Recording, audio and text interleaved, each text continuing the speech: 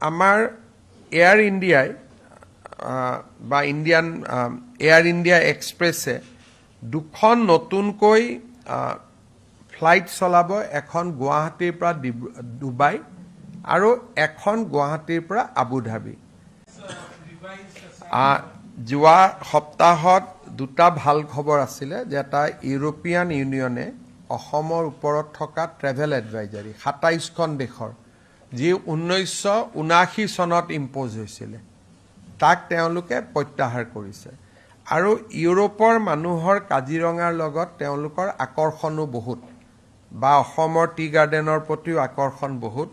গতিকে মই নেক্সট 3 ইয়াৰ্ছত ইউৰোপৰ টুৰিষ্ট অসমত বাঢ়িব বুলি মই আশা কৰোঁ। বিশেষকৈ জাপান আৰু অষ্ট্ৰেলিয়াই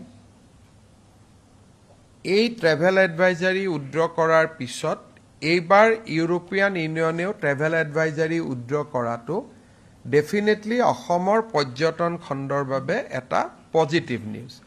এতিয়া ট্ৰেভেল এডভাইজাৰী থকা মাত্ৰ দুখনে ৰাষ্ট্ৰ থাকি গ'ল, সেইটো হ'ল আমেৰিকা আৰু কানাডা। গতিকে এতিয়া আমি নেক্সট ষ্টেজত আমেৰিকা আৰু কানাডাৰ সৈতেও কাম কৰিম যাতে এই দুইখন ৰাষ্ট্ৰইও ট্ৰেভেল এডভাইজাৰী উইথড্ৰ কৰে আৰু তেওঁলোকেও যদি ট্ৰেভেল এডভাইজাৰী উইথড্ৰ কৰে মই ভাবোঁ টুৰিজিমে যথেষ্ট এটা বুষ্ট পাব। ছেকেণ্ড, আমাৰ এয়াৰ ইণ্ডিয়াই বা ইণ্ডিয়ান এয়াৰ ইণ্ডিয়া এক্সপ্ৰেছে দুখন নতুনকৈ ফ্লাইট চলাব, এখন গুৱাহাটীৰ পৰা ডুবাই আৰু এখন গুৱাহাটীৰ পৰা আবুধাবি। ড্ৰুক এয়াৰৱেজে অলৰেডি গুৱাহাটীৰ পৰা ছিংগাপুৰ, গুৱাহাটীৰ পৰা বেংকক চলাই আছে আৰু 2 এদিনতে আমি আৰু কাৰোবাৰ লগত কথা পাতিছোঁ যাতে ভিয়েটনামলৈকেও এখন ফ্লাইট অসমৰ পৰা চলিব পাৰে।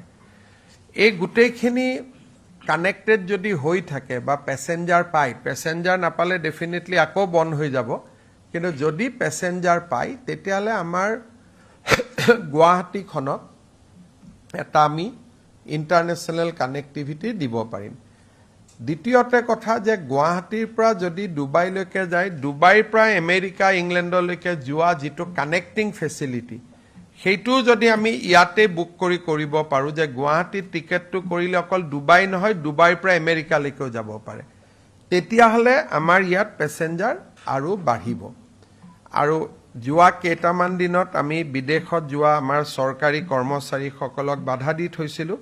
এতিয়া যিহেতু আমাৰ ৱেষ্ট এছিয়া যুদ্ধ শেষ হোৱাৰ পথত আগবাঢ়িছে, 2 এদিনতে আমি সেই এডভাইজাৰীখনো উইথড্ৰ কৰিব পাৰিম আৰু মই ভাবোঁ যে লাহে লাহে গুৱাহাটীক এটা আন্তৰ্জাতিক ডেষ্টিনেশ্যনসমূহৰ সৈতে আমি সংযোগ কৰি গৈ থাকিব পাৰিম।